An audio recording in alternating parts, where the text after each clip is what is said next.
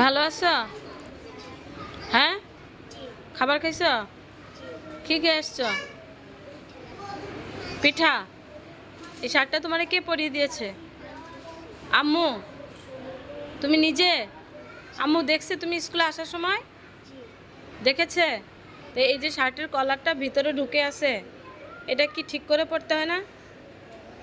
ঠিক করে পড়তে হয়? হ্যাঁ, এটা ঠিক করে পড়তে হয়? এটা কোনো কথা বলো?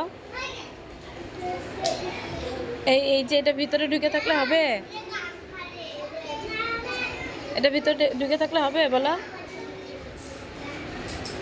এই যে এখন সুন্দর লাগতেছে, তাই না? এবার সুন্দর করে আসতে হবে। যাও, গো টু ইউর সিট।